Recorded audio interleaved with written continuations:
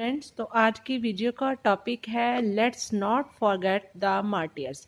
जो भी हमारे देश के लिए, कौम के लिए शहीद हुए हैं, उन शहीदों को हमें कभी नहीं भूलना चाहिए।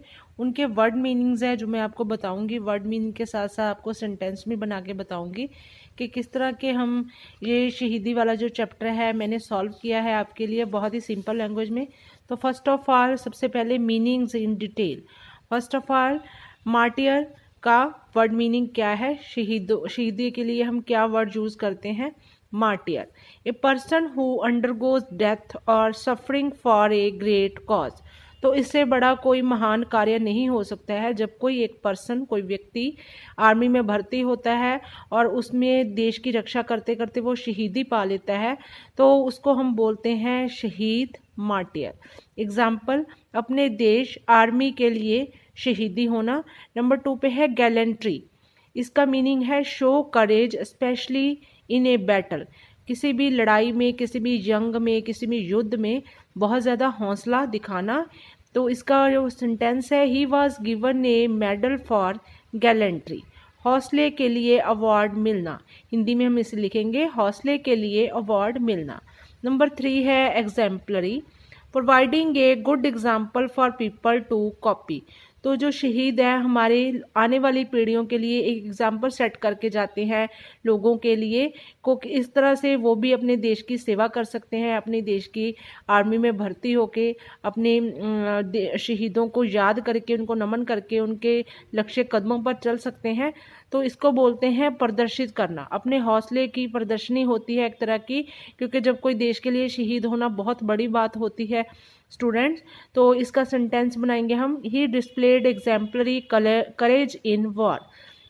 ही displayed exemplary courage in war. बहुत बड़ा हौसला दिखाया जाता है जब कोई लड़ाई में जाया जाता है। नंबर 4 पे है डिग्निटी, ए काम and serious manner that deserves respect. तो बहुत ही शांतमयी तरीके से, सीरियस तरीके से, दैट डिजर्व रिस्पेक्ट। इस देश के लिए जो लड़ाई है वो लड़ी जाती है, अपने दुश्मनों के दांत है वो खट्टे किए जाते हैं, उनको अपने एरिया से भगाया जाता है या फिर उनको मार दिया जाता है। That deserves respect.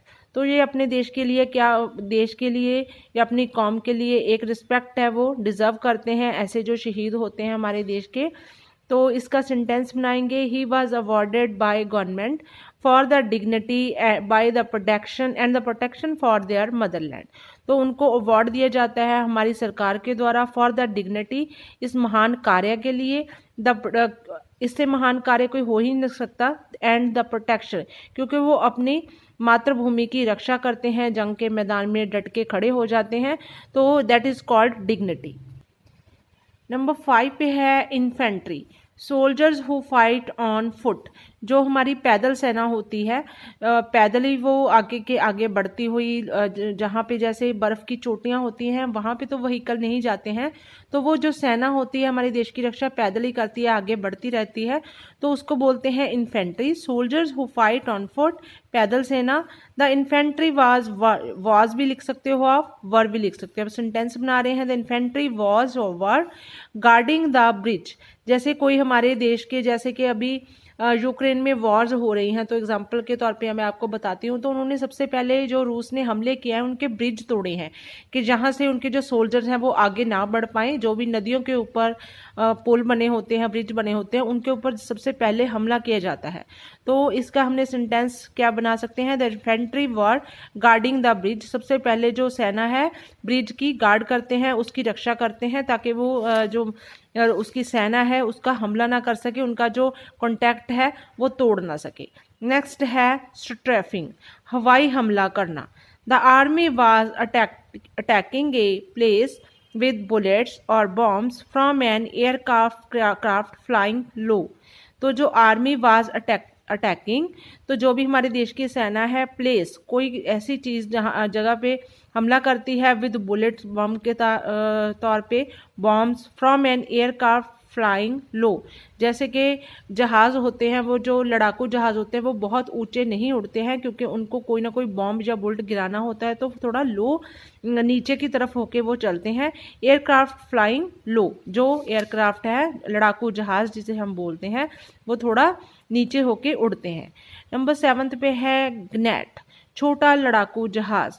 A small fly with 2 wings, इसके 2 विंग्स होते हैं, तो इसको स्मॉल फ्लाई जैसे बोला जाता है, बहुत छोटा लड़ाकू जहाज होता है।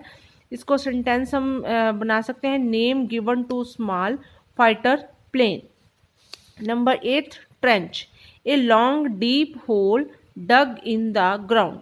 तो जैसे मिट्टी की थोड़ी सी गड्ढा खोद लिया जाता है जिसमें हमारे जो सैनिक है उसमें बैठ के अपनी बंदूक को निशाना वो साधते हैं, उसको बोलते हैं trench, that is called trench, मिट्टी का गड्ढा।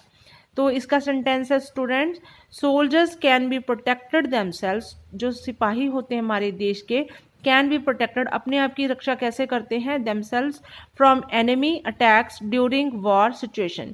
जब भी कोई जंग युद्ध या कोई वॉर सिचुएशन पैदा हो जाती है तो इस तरह से जो ट्रेंच है छोटे छोटे वो खोद लिए जाते हैं सैनिकों को द्वारा, जिसमें वो बैठ के हमला करते हैं, बंदूक से गोलियां दागते हैं या फिर बॉम्ब दागते हैं।